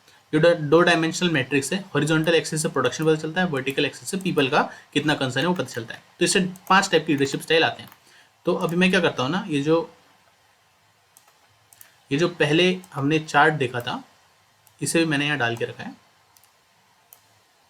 इसे समझिए। देखिए, ये इम्प्रोवाइज्ड है, इम्प्रोवाइज्ड मैनेजमेंट। यहाँ पे क्या हो रहा है कि जो पीपल के लिए कंसर्न है वो भी लो है और जो मैनेजमेंट के लिए कंसर्न है वो भी लो है। जब दोनों चीज़ें लो रहती हैं तो इम्प्रोवाइज मैनेजमेंट होता है। मतलब मतलब ये कि जो पीपल और प्रोडक्शन है दोनों के लिए लोग कंसर्न आपके पास हो, और इंटरफेरेंस जो लीडर का होता है वो बहुत कम होता है इस केस में। जो चल रहा है चलने दो अपने आप। छोटे ऑर्गेनाइजेशन में यूजुअली देखा जाता है कि ऐसा होता है। ओके, उसके बाद country club management. Country club management क्या होता है? कंट्री क्लब मैनेजमेंट के लिए ये वाली सिचुएशन है कंट्री क्लब मैनेजमेंट, मतलब जब टास्क के लिए, प्रोडक्शन के लिए कंसर्न आपका मिनिमम हो और लोगों के लिए कंसर्न आपका मैक्सिमम हो, तब वो होता है कंट्री क्लब मैनेजमेंट। मतलब ये एम्प्लॉय ओरिएंटेड काम होता है। मतलब देश जो ऑर्गेनाइजेशन है या जो लीडर है, दे show concern, love, attention, friendliness, इस ये चीज़ें दिखाते हैं ताकि सेटिस्फाई कर सके नीड्स ऑफ द एम्प्लॉयज को और उन्हें मोटिवेट कर सके, लॉन्ग टर्म एम्प्लॉय बना सकें अपने। उसके लिए जो मैनेजमेंट किया जाता है उसे कंट्री क्लब मैनेजमेंट कहते हैं। ओके, उसके बाद टास्क मैनेजमेंट। टास्क मैनेजमेंट कहाँ हुआ? ये देखिए, नीचे देखिए, ये है टास्क मैनेजमेंट। टास्क मैनेजमेंट कब होता है? जब पीपल का कंसर्न बहुत कम होता है और जो टास्क है, जो प्रोडक्शन है, उसका कंसर्न बहुत ज़्यादा होता है। यहाँ पे ऑटोक्रेटिक स्टाइल ऑफ मैनेजमेंट आ जाता है। ऑटोक्रेटिक स्टाइल मतलब इलॉन मस्क वाला स्टाइल, फायर कर देंगे अगर रिजल्ट नहीं आया तो, कम से कम एम्प्लॉयज रखेंगे, कॉस्ट कम से कम रखेंगे, कोई बेनिफिट देंगे, कोई फिक्स नंबर ऑफ आवर्स नहीं, काम करके दो, भले पूरी रात बैठना पड़े, ठीक है। अटेंड दी मैक्सिमाइज आउटपुट करो और minimum attention to the human needs यहाँ पे दी जाती है। यहाँ पे ह्यूमन का कोई कंसर्न नहीं आता टास्क मैनेजमेंट में। उसके बाद मिडिल ऑफ द रोड। यहाँ पे क्या होता है? दोनों होते हैं। ये मिडिल ऑफ द रोड, ये जो बीच है ना, ये ग्रिड के जो मिडिल में है, मिडिल ऑफ द रोड या ऑर्गेनाइजेशनल मैन मैनेजमेंट इसे कहते हैं। उसके बाद टीम मैनेजमेंट। टीम मैनेजमेंट क्या होता है कि this is the most effective style of leadership. यहाँ पे मैक्सिमम कंसर्न किस पे रहता है? आपका लोगों पे और टास्क पे। टीम मैनेजमेंट, ये भी पीपल कंसर्न भी हाई है और जो टास्क का कंसर्न है वो भी हाईएस्ट है। इसे सबसे इफेक्टिव हाई फोकस मैनेजमेंट का स्टाइल कहा जाता है। ये क्यों होता है? जिससे कि एब्सेंटिज्म कम हो, टर्नओवर कम हो, जॉब सेटिस्फेक्शन बढ़े, मोरल अच्छा हो, प्रोडक्टिविटी अच्छी हो और जो ऑर्गेनाइजेशन की गोल्स हैं वो भी पूरे हो, मतलब प्रोडक्शन भी पूरा होते रहे। सबसे इफेक्टिव वे ऑफ कम्युनिकेशन इसे ही माना गया है। ओके, अभी जो टीम मैनेजमेंट है ये आइडियल सिस्टम माना जाता है। It is conducted with the help of the managers adopting different leadership styles. अब हम देखने वाले हैं अलग अलग कॉन्ट्रीब्यूशन ऑफ अलग अलग different personalities. Now contribution of Mahatma Gandhi, doctor B R Ambedkar and Nehru, Jawaharlal Nehru in leadership. So Gandhi ji का कॉन्ट्रीब्यूशन, सबसे पहले इंट्रोडक्शन। इनका पूरा नाम था मोहनदास करमचंद गांधी। बहुत इंस्पायरिंग लीडर थे ऑफ द 20th सेंचुरी। आज उनके डेथ के 60 ईयर्स के बाद भी, उनके असैसिनेशन के 60 ईयर्स के बाद भी बहुत इन्फ्लुएंशियल लीडर हैं। इन्हें ट्रांसफॉर्मेशनल और ट्रांजैक्शनल लीडर दोनों कहा जाता है। ट्रांसफॉर्मेशनल लीडर होते हैं जो कुछ नहीं लेते, ट्रांजैक्शनल लीडर जो ऑटोक्रेटिक होते हैं, जो डरा धमका के अपना काम करते हैं। ट्रांसफॉर्मेशनल जो बिना कुछ किए, बिना शोबाजी करे, बिना डराए हुए लोगों से बातचीत करके, कंसल्ट करके डिसीजंस लेते हैं, उन्हें हम कहते हैं as transformational leaders, as the transformational leaders. Now Gandhi ji को बहुत ट्रांसफॉर्मेशनल एंड ट्रांजिशनल लीडर माना जाता था। इंडिया के इंडिपेंडेंस में इनका बहुत इंस्ट्रूमेंटल रोल था and he was an advocate for piece and was against violence. ठीक है, उन्होंने लंदन में पढ़ाई करी, फिर इंडिया में वापस आए। बहुत ही इंस्पिरेशनल, मोटिवेशनल पर्सनैलिटी थी, करिश्मा था उनका एक, और लोग उन्हें सुनने आते थे। उन्हें डोमेस्टिक ही नीडेड टू, और उन्होंने क्या किया कि देखिए क्या हुआ ना, गांधी जी जब इंडिया आए तो उन्होंने पहले आके ये नहीं बोला कि ब्रिटिशर्स को बाहर करो, पहले उन्होंने स्वराज की स्थापना करी। उन्होंने लोगों को मोटिवेट किया, 1-2 साल नहीं 10 साल लोगों को मोटिवेट किया, बहुत टाइम तक, और फिर आखिर में उन्होंने नॉन कॉपरेशन मूवमेंट और इस तरह की चीज़ों को चालू किया। वो ऐसे कल्ट फिगर बन गए थे जिन्हें लोग सिर्फ फॉलो नहीं करते थे, प्रे करते थे। ठीक है, उन्होंने बोला कि आप अपनी डोमेस्टिक इंडस्ट्री को बढ़ाइए, विलेज और कॉटेज इंडस्ट्री को मैकेनाइज करिए। उन्होंने इसलिए अपना चक्रा, जो चक्री है जिससे कॉटेज इंडस्ट्री जिससे कपड़े बनाती है, उसे अपना सिंबल की तरह यूज़ करा। ठीक है, वो विलेज इंडस्ट्रीज को एम्पावर और सेल्फ रिलायंट बनाने की कोशिश करते थे। ठीक है, अभी उनकी लीडरशिप स्टाइल किस तरह से समराइज करी जा सकती है कि वो एक एथिकल लीडर थे, ट्रांसफॉर्मेशनल लीडर थे, इनइक्वालिटी के अगेंस्ट थे, advocate a way of non violence. Non violence सबको पता है, अहिंसा Gandhi ji, service and sacrifice and simplicity. He believes in one self, forgiveness, माफ करना, need for vocational education, education में बहुत ज़्यादा स्ट्रेस दिया उन्होंने। ये कुछ चीज़ें थी, इन्हें समझ लेते हैं। सो लीडरशिप, एथिकल लीडर मतलब वो सिर्फ पॉलिटिकल नहीं थे, इन हिज लीडरशिप स्टाइल वो एथिकल भी थे। उन्होंने सत्याग्रह की बात करी, उन्होंने अहिंसा की बात करी, that is non violence, and swaraj की बात करी, self policing, humility, compassion, forgiveness, tolerance. जो आपके खिलाफ भी बात कर रहा है तब भी उसकी बात सुनिए, कोई आपको एक थप्पड़ मारे तो दूसरा गाल आगे कर दीजिए, इस तरह की टॉलरेंस की बातें गांधी जी ने हमें सिखाई।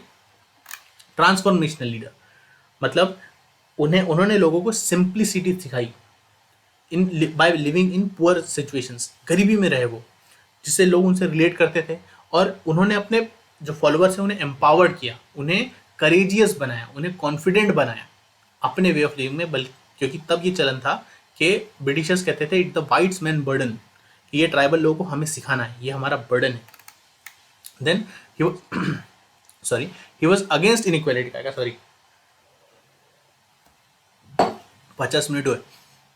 ही was against inequality meaning he was first philosopher जिसने कहा था कि इकोनॉमिक डिस्पैरिटी जो है उसे क्रिटिसाइज किया था और इक्वालिटी को प्रमोट किया था। जो सोसाइटी थी उस वक्त वो इनइक्वालिटी पे बेस्ड थी, और उस सोसाइटी को वो नॉन वायलेंट रखना चाहते थे। अगर वो इक्वालिटी की बात करते तो दूसरे लोग को दिक्कत होती और वायलेंस फैल जाता है पूरी की पूरी सोसाइटी में। लेकिन उन्होंने नॉन वायलेंस की थिंकिंग को प्रमोट किया और उसके साथ साथ इकोनॉमिक डिस्पैरिटी को भी हटाने की कोशिश करी। उन्होंने बोला कि जो विमेन है उन्हें अपनी ट्रेडिशनल रिस्पॉन्सिबिलिटीज को आउटग्रो करना चाहिए और उन्हें पार्टिसिपेट करना चाहिए in the affairs of in the national affairs in the interest of the family and their people. उन्होंने एडवोकेट करा a way of non violence, सबको पता है अहिंसा। उन्होंने नॉन वायलेंस को एक यूनिवर्सल सब्स्टिट्यूट बनाया for violence to counter injustice and exploitation. उन्होंने peaceful coexistence of all religions की बात करी हमसे कि सभी लोग सर्वधर्म निरपेक्ष समाज बनाइए अपना। Service and sacrifice, Gandhi ji की जो the spirit of service and sacrifice को उन्होंने प्रमोट करा। उन्होंने स्ट्रेस दिया on our responsibilities and duties and not our rights. हमें क्या करना है, हमारी क्या रिस्पॉन्सिबिलिटीज हैं, उससे ज़्यादा क्या हमारा हक है, उस पर कम जोर था उनका। मीनिंग हमारी रिस्पॉन्सिबिलिटी और ड्यूटीज क्या है उसे आप पूरा करते जाइए, राइट्स अपने आप को मिलते जाएंगे। सिंप्लिसिटी, कभी भी गांधी जी ने he was not drawn to material things, simple dwelling, travelled without wearing, he always travelled without wearing luxurious clothes, एक सिंपल लिविंग रखी। और true wealth according to him was not having money but having a very good health was true wealth according to him. Now believe in one self, meaning Mahatma Gandhi had faith in himself. उन्हें पता था कि he can make a difference in the world. He was one of the greatest and most influential leader. वो अपनी simplicity के लिए पसंद किए जाते थे और उनके हिसाब से एक इंसान को खुद पे भरोसा होना चाहिए ताकि दूसरे लोग उस पर भरोसा कर सकें। फॉरगिवनेस, माफ करना, ही ऑलवेज एडवोकेटेड माफ कर दो। किसी ने कुछ किया माफ कर दो, ब्रिटिश ने कुछ बोला माफ कर दो, किसने कुछ बोला माफ कर दो। अगर कोई इंसान आपको हर्ट करता है तो वो आपके बारे में कोई चीज नहीं बताता है, उसके बारे में कोई चीज बताता है। Let go of negativities, calmness और सेरेनिटी के साथ अपनी लाइफ को जिए। नीड फॉर वोकेशनल एजुकेशन, उन्होंने ये कहा कि जो लेबरर्स है उस वक्त इंडियन जो सिस्टम था वो मोस्टली एक लेबर, जो इंडियन इकोनॉमी थी वो मोस्टली एक लेबर बेस्ड इकोनॉमी थी। तो उन्होंने कहा कि अगर हम इस लेबर फोर्स को की वोकेशनल ट्रेनिंग करा दें, इन्हें ट्रेन कर दें, इन्हें एजुकेट कर दें, तो जो हमारी प्रोडक्टिविटी है वो बढ़ जाएगी मासेस की, और जो पूरी इंडस्ट्री पूरे मासेस है उन सबका फायदा होगा। ठीक है। He spoke for the unified India where everyone would be recognized. उन्होंने सबके एक यूनिफाइड इंडिया बनने की बात करी जहां पे सब लोग रिकॉग्नाइज होंगे। Now contribution of doctor B R Ambedkar in leadership, meaning ये आप फोटो देखिए, this is more than enough of an inspiration. ये फोटो जो है ना डॉक्टर बी आर अम्बेडकर की, ये काफ़ी है। बी आर अम्बेडकर के बारे में थ्योरी में जाने से पहले एक बात आपको बता देते हैं, इनसे ज़्यादा पढ़ा लिखा ब्यूरोक्रेट इंडिया में आया ही नहीं। 40 से ज़्यादा डिग्रियाँ इनके पास, और कहाँ कहाँ से डिग्रियाँ हैं, लंदन से, कैलिफोर्निया से, अलग अलग जगह से डिग्रियाँ। कॉन्स्टिट्यूशन तो इन्होंने बनाया, लेकिन कॉन्स्टिट्यूशन ऐसा बनाया कि आज भी कोई गवर्नमेंट जो आती है जो थोड़ी बहुत ऑटोक्रेटिक लीडरशिप में चली जाती है, ऑपोजिशन को दबा देती है, मीडिया को खरीद लेती है, मीडिया के चैनल्स को अपने प्रॉक्सीज के थ्रू खरीदवा लेती है, अपने दोस्तों के थ्रू खरीदवा लेती है, तब भी हमारा कॉन्स्टिट्यूशन ऐसा है कि वो इसे ओवर पावर नहीं कर पा रहे। ऐसा constitution doctor B R Ambedkar ने बनाया। Now contribution of doctor B R Ambedkar, he was one of the greatest leader of the modern time. He was an efficient jurist, meaning वो लॉ मिनिस्टर थे। Jurist मतलब जो मिनिस्ट्री है उसमें part थे। Law ministry का उन्होंने part, law ministry of the government का पार्ट थे। उन्होंने एक लीडिंग पार्ट प्ले किया था in framing the constitution of our country, ठीक है। और उन्होंने इस तरह से उससे बनाया था that the values of justice and equality prevails.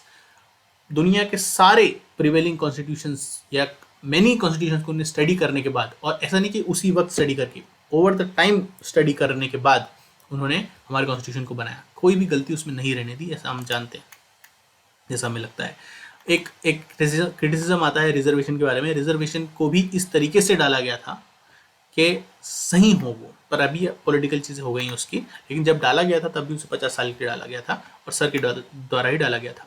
He was a distinguished, meaning उन्होंने बहुत सारी डॉक्टरेट्स अर्न करी थी कोलंबिया यूनिवर्सिटी से, लंदन स्कूल ऑफ इकोनॉमिक्स से, और वो रेपुटेशन उन्होंने ली थी as a scholar in law, economics, political science. उनके पास 13 डिग्री पढ़ी हुई थी और उन्होंने बहुत पढ़ाई करी थी। He was a very learned man.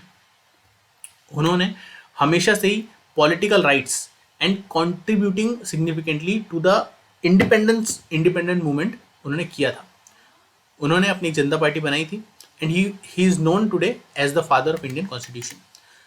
The nature of economics, उन्होंने ये doctor Ambedkar claimed that the economics, जो इकोनॉमिक्स है, along with the study of wealth and economic transaction, it is also important to give to society welfare as well. आप wealth और economic transaction दीजिए society को, लेकिन साथ साथ में वेलफेयर भी दीजिए। डिस्ट्रीब्यूशन ऑफ वेल्थ का जो कॉन्सेप्ट है डॉक्टर बी आर अम्बेडकर ने इंट्रोड्यूस किया था। उनके हिसाब से किसी भी कास्ट का, किसी भी कम्युनिटी का डिस्क्रिमिनेशन तभी खत्म हो सकता है जब उनके साथ वेल्थ का एक पार्ट शेयर किया जाए, ताकि सभी लोग धीरे धीरे करके इक्वल हो जाए। उन्होंने अपनी 1936 में लेबर पार्टी चालू करी और economic, in that declaration there were concepts of economic policy, मतलब एग्रीकल्चर, किस तरह सोशल वेलफेयर होगा, कुछ schemes, social welfare, removal of unemployment, private lenders को किस तरह से कंट्रोल करा जाएगा, ये सब था। Supporter of labour rights, meaning उन्होंने हमेशा सपोर्ट करा है for the development of workers.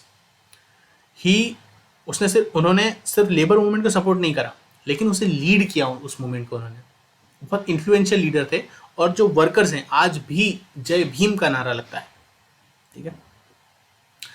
Inherent right to go on strike, उन्होंने बोला कि लोगों का ये राइट है कि वो स्ट्राइक पे जा सके। नेशनलाइजेशन, ये थोड़ा सा कंट्रोवर्शियल हो जाता है। उन्होंने क्या कहा था कि महाराष्ट्र स्टेट का जितना कल्टीवेटेबल लैंड है, उसे गवर्नमेंट नेशनलाइज कर ले अपने पास, कोई ओनर ना रहे उसका, उस पर एज अ कम्युनिटी लोग काम करें और उससे जो रिसीट आएगी उसको सब में बांट दिया जाए। कितना सही आइडिया है। इससे पॉवर्टी खत्म हो जाएगी और इनकम वैसी डिस्ट्रीब्यूट हो जाएगी। नेशनलाइज कर लो चीज़ों को, रिसोर्सेज को, ये उनका कहना था, खासकर जो पब्लिक वेलफेयर की चीज़ें हैं उनको। Then at the end the contribution of Pandit Jawaharlal Nehru, the first prime minister of our country. Who does not know doctor Ambedkar and mister Gandhi? No, he was born in a family जिसका पॉलिटिकल बैकग्राउंड था। उन्होंने अपना career एक junior lawyer की तरह start करा, लेकिन उनका जो प्रोफेशन है वो बड़ा ड्राई है। आप अगर गौर से देखें ना तो मिस्टर गांधी, मिस्टर अंबेडकर और मिस्टर नेहरू तीनों ही लॉयर्स थे।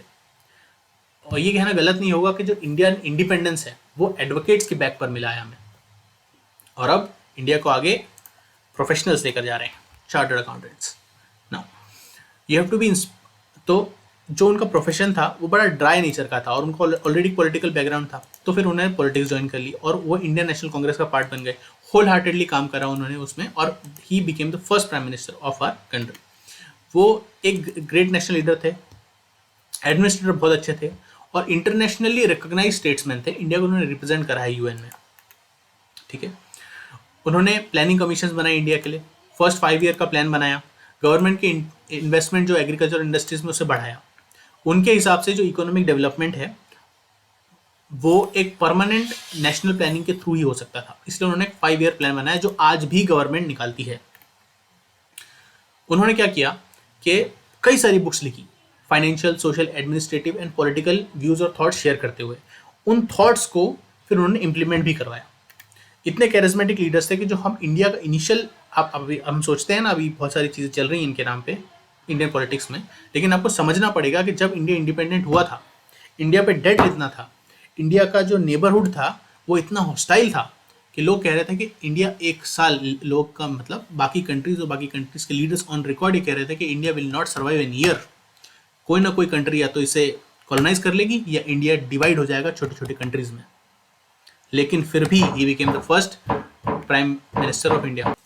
तो इनकी कुछ क्वालिटीज डिस्कस करते हैं। That he was a very charismatic leader और विजनरी थिंकर थे। He was a charismatic leader and visionary thinker. He dedicated his service to India till the last moment of his life. उन्होंने अपना legal career होलहार्टेडली पूरा, उन्होंने legal career उनका था of an advocate, उन्हें whole heartedly उसे किया, कांग्रेस का पार्ट रहे और सेक्रीफाइस कर दिया अपने सारे लाइफ के कंफर्ट्स को।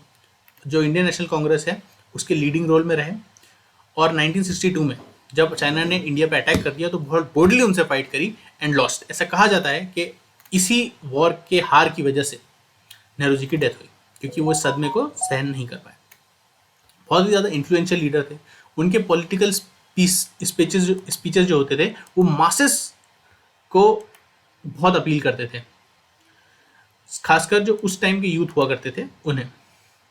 जो रॉलेट्स एक्ट था और खिलाफत स्ट्रगल था उसको उन्होंने लीड किया था और बहुत पैशनेटली स्पीक करते थे। हिंदू मुस्लिम यूनिटी के लिए कहा, सेल्फ रिलायंट बनने के लिए कहा, पॉवर्टी, इग्नोरेंस और अनएम्प्लॉयमेंट को खत्म करने के अगेंस्ट के लिए बात करी। ही was an advocate of education, मतलब उनका ये कहना था कि जो इंडियन चिल्ड्रन और यूथ हैं उनके लिए अगर उन्हें प्रोग्रेस करना है तो एजुकेशन बहुत ज़रूरी है। जो हम एम्स देखते हैं, medical services, all India institute of medical services, institute of technology, Indian institute of technology, Indian institute of management देखते हैं, तो ये सब नेहरू जी का विजन है, उन्होंने इसे बनाया था। एक बड़ी कंट्रोवर्शियल सी ऑर्गेनाइजेशन है जिसे हम कहते हैं JNU, जवाहरलाल नेहरू यूनिवर्सिटी, जो इंडिया के बहुत प्राइम यूनिवर्सिटी जिसे गवर्नमेंट ऑफ इंडिया के हर साल अवार्ड्स मिलते हैं, वो भी इन्होंने एस्टेब्लिश करी और इनके नाम पर एस्टेब्लिश्ड है। ठीक है, इन्होंने कहा कि फ्री और कंपलसरी प्राइमरी एजुकेशन होनी चाहिए हर एक चिल्ड्रन ऑफ इंडिया के लिए, हर एक बच्चे के लिए। और creation of mass village enrolment programme उन्होंने चालू किया। Free milk and meals for the children, जो माल न्यूट्रिशन से फाइट करने के लिए उन्होंने पॉलिसीज बनाई। Adult education centres, vocational and technical schools, जो अडल्ट के लिए specially in the rural areas, मतलब वोकेशनल और टेक्निकल ट्रेनिंग सिर्फ बच्चों को नहीं अडल्ट्स को भी प्रोवाइड करी जाए, इस तरह के स्कूल्स उन्होंने बनवाए। नाउ नेहरू एंड टेक्नोलॉजी, कुछ लोग होते हैं जो अपने टाइम की टेक्नोलॉजी से बाउंड रहते हैं। ठीक है, जो अपने टाइम की टेक्नोलॉजी से बाउंड रहते हैं।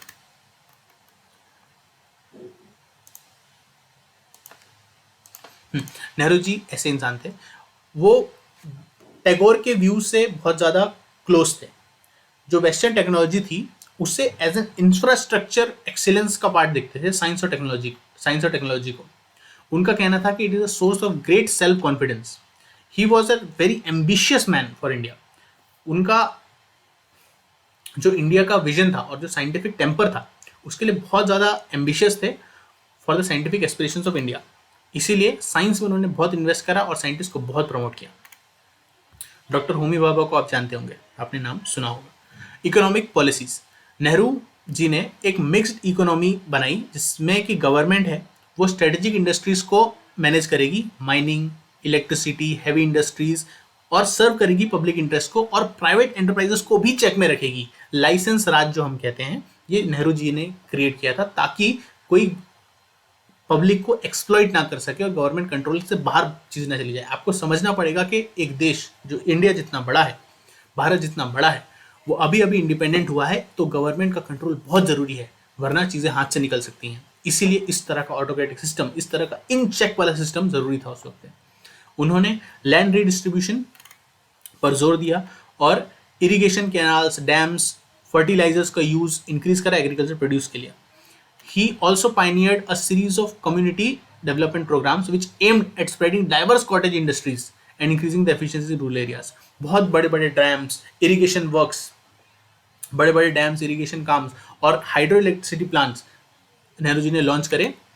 और न्यूक्लियर एनर्जी हार्नेस करने के लिए न्यूक्लियर एनर्जी प्लांट्स और साथ साथ होमी भाभा का इस्तेमाल करते हुए जो न्यूक्लियर एनर्जी है उसे यूज़ करने के लिए बहुत सारे स्टेप्स लिए। ठीक है। उन्होंने पुअर पेजेंट्स को मनी लेंडर्स के गिरफ्त से बचाने के लिए बहुत सारे काम किए। He Nehru has a lion share in achieving progress in social, economic and science field. ये बात हम बोल सकते हैं, सभी लोग बोल सकते हैं, आज कुछ भी बोला जाए, लेकिन उस वक्त इतनी बड़ी रिस्पॉन्सिबिलिटी को टेकअप करके एक बहुत कैरिज्मेटिक लीडर बने। और जो आपको याद होगा, आपने कहीं ना कहीं सुना होगा, टुमारो इंडिया विल अवेकन, एक स्पीच है उनकी, जरूर सुनिएगा, बहुत अच्छी लगेगी। So this was our chapter and see you with the next one. Bye.